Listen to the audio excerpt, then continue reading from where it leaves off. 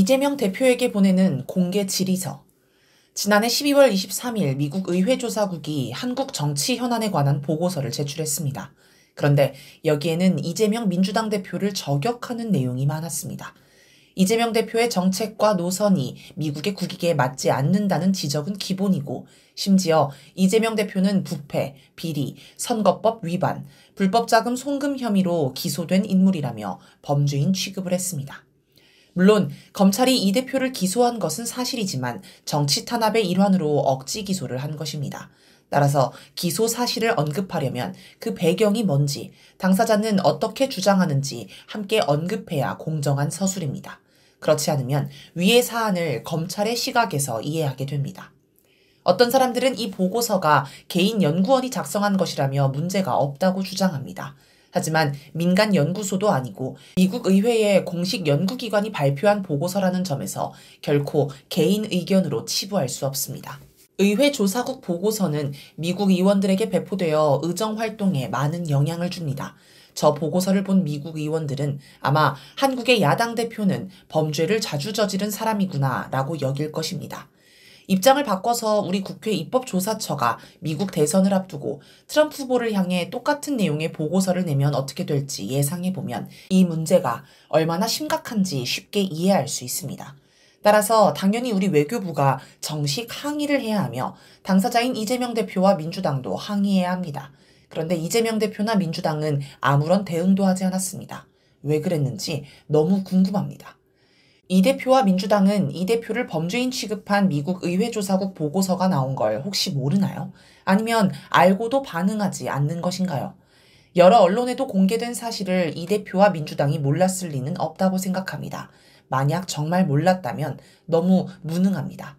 알았다면 왜 반응하지 않았는지 이유가 궁금합니다. 몇 가지 이유를 생각할 수 있습니다.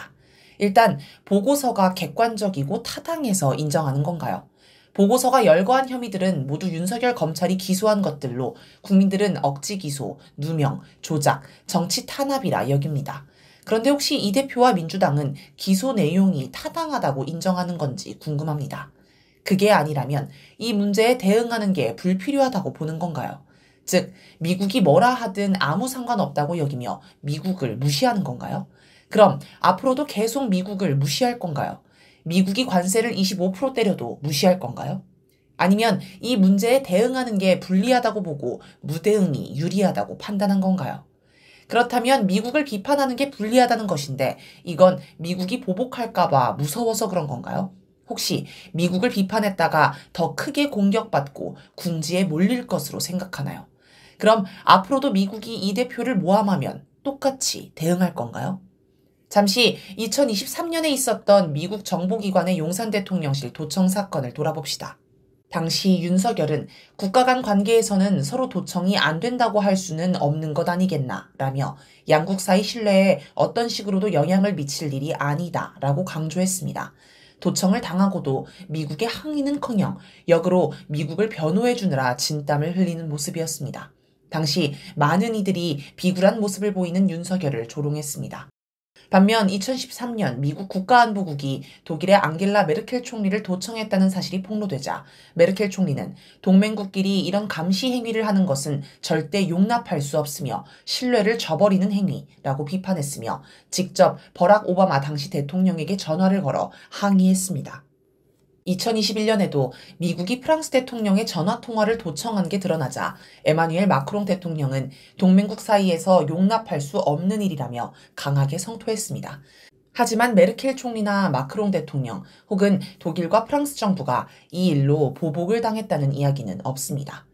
이 대표는 메르켈이나 마크롱이 아닌 윤석열의 대응을 따라했습니다. 윤석열식 대응이 옳다고 본 건가요?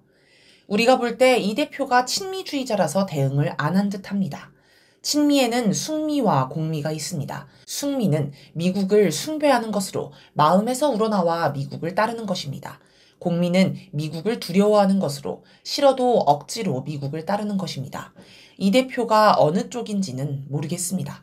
트럼프 대통령은 취임과 함께 관세 폭탄을 던지며 무역 전쟁을 시작했습니다. 일단 멕시코와 캐나다가 직격탄을 맞았습니다.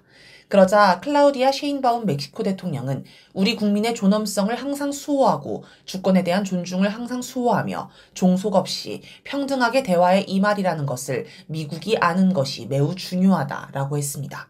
쥐스탱 트리도 캐나다 총리도 캐나다가 미국의 한 부분이 될 가능성은 눈꼽만큼도 없다라며 관세 부과는 캐나다에도 해를 끼칠 수 있지만 그 이상으로 미국에도 실질적인 영향을 미칠 것이라고 미국에 경고했습니다.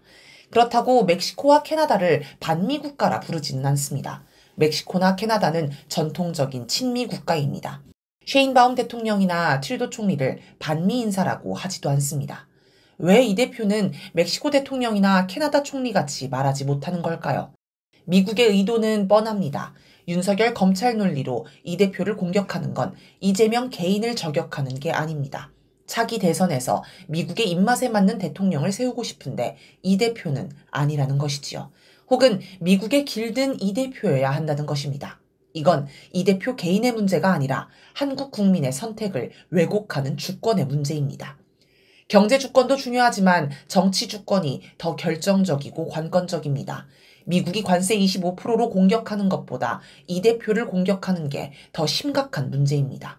미국이 한국의 친일 친미와 반북 반중 반러를 강요하고 내정 간섭을 하는 게 훨씬 더 큰 문제입니다.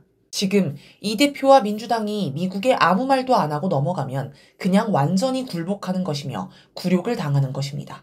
그리고 이는 정권을 잡은 뒤에도 그대로 이어집니다. 이 대표가 대통령이 됐을 때 미국이 모욕하면 아무 말도 하지 않고 그냥 당하고 있을 것 같습니다. 문재인 전 대통령이 트럼프 대통령의 승인 발언을 두고 항의는커녕 미화하느라 쩔쩔맨 것과 뭐가 다릅니까? 우리가 다른 나라들과 협상하고 대화할 때 우리는 항상 고개를 높이 들고 나아가며 결코 머리를 숙이지 않는다. 이것은 친미국가 멕시코의 대통령이 트럼프의 관세 폭탄에 맞서서 한 말입니다. 이재명 대표는 정신 차려야 합니다.